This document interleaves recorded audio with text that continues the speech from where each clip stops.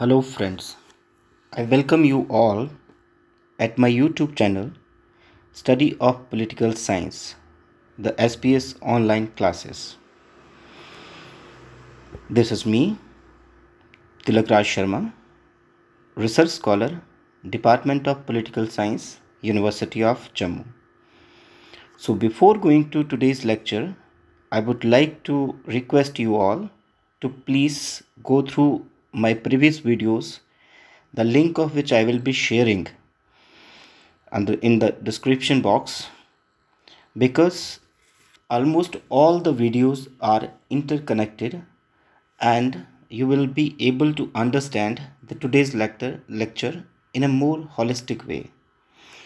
So without wasting any time, I would like to make a quick review of my previous classes.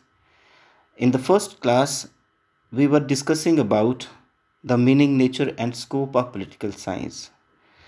When we were talking about the meaning, nature and scope of political science, so one thing which came out that state was enjoying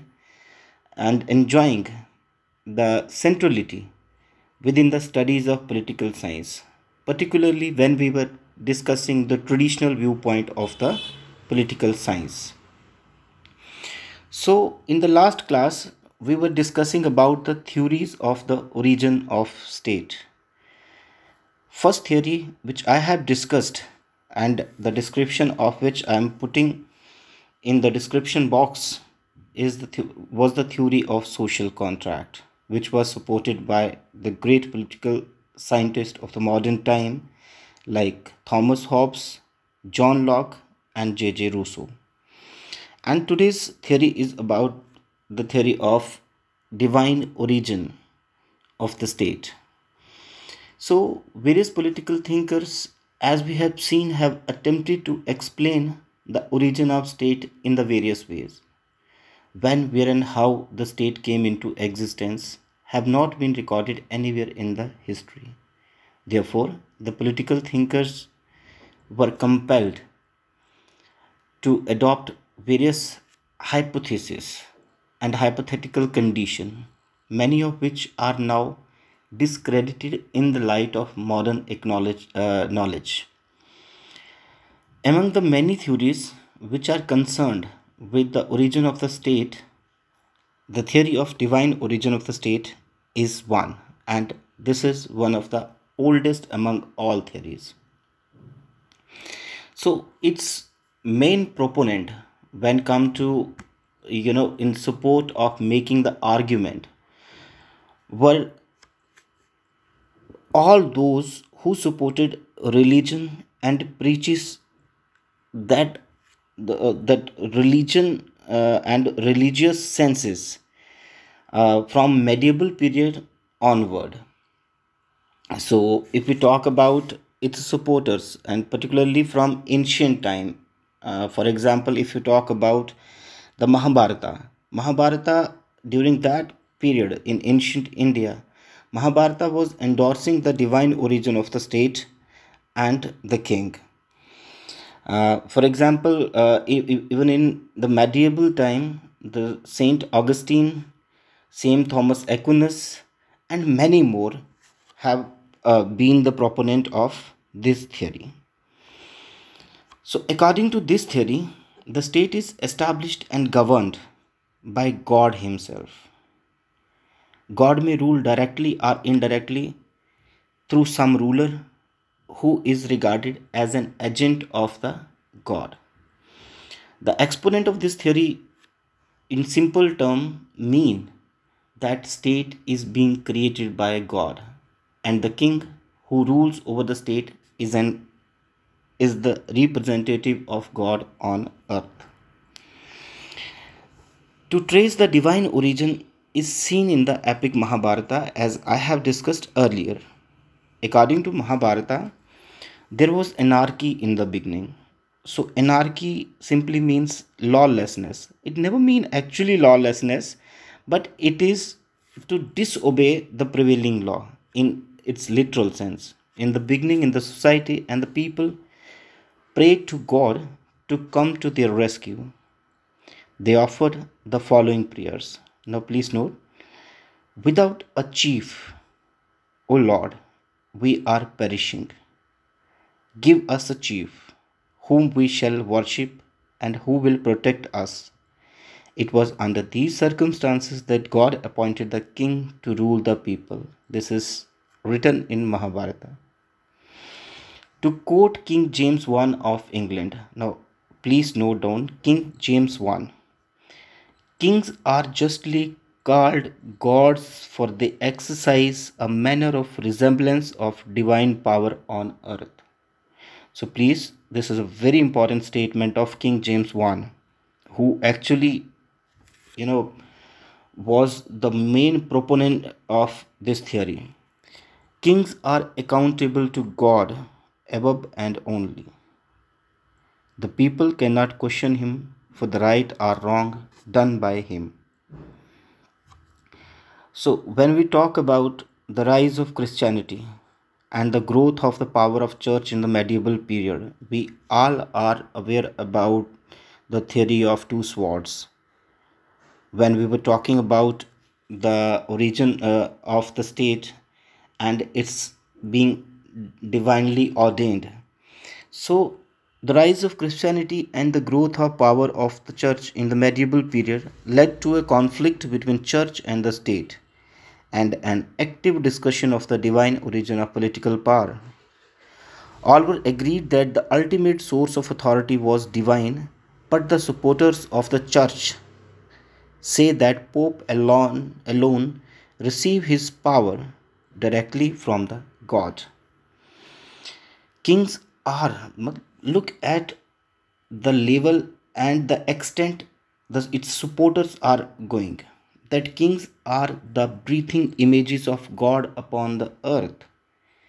Even if the king be wicked, the subject has no right to rebel against him and to question his authority. To rebel against the king is to rebel against the God himself, or God's chosen vessel. The theory of divine origin was popular for a longer time, but later on it began to decline on account of many factors. The main points of the doctrine of divine rights of king may thus be summed up. Now please note down these points, they are very important points.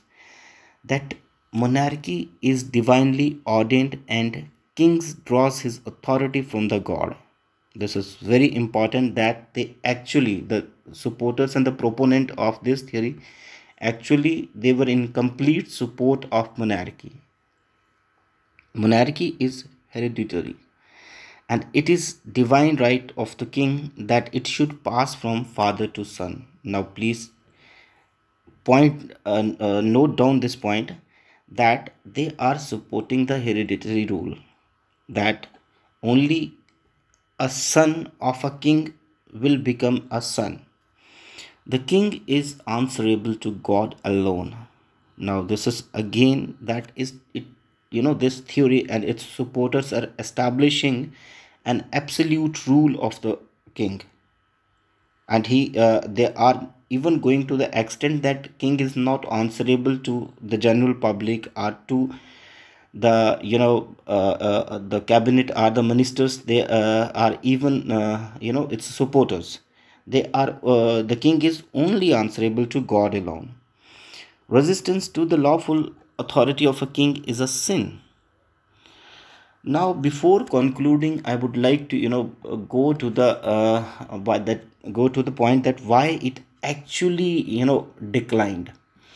So when we talking about the major causes of its decline, so in the first place, when a more acceptable theory like the social contract theory came out, the divine theory was dashed to the ground.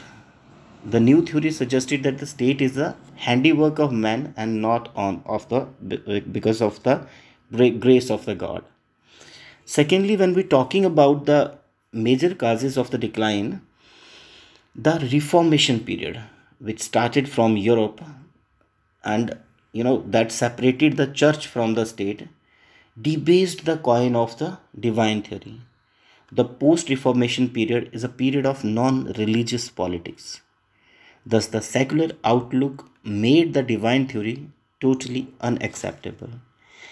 If we need, in the third place, the emergence of democracy was a big blow to the autocratic dogma of mixing, religion with politics, and thereby it blunted the edge of identifying God with the king. When we are talking about the modern day politics, which is more than a democratic, so democracy not only glorified the individual, but it actually shattered the divine halo around the origin of the state. So, in the last but not the least, was the growth of scientific inquiry and materialistic view of the political mechanism. The result was that, erstwhile blind faith and superstitions were no longer acceptable. The people begin to accept only those things that stood the test of logic and reason. So, in a conclusion, I would like to, conclude the things that the theory of social contract, with its emphasis on consent, was a great deadlock to the theory of divine origin. As I already talked, it was maintained that the state was created by individual. See, I early told, by means of a contract and not by any god. The separation of church, again, the third point, that the separation of church from the state was also partly responsible for the decline of the theory. So, in the last, I would like to request to kindly subscribe my channel and hit the bell icon for more videos. I would like to appreciate the encouragement and the constant calls I am getting. Even if you have any problem with the understanding of the subject, I'm giving my mobile number, my contact number. You can WhatsApp me, you can write me, you can email me. I'll be very happy to seek your clarifications. Thank you so much.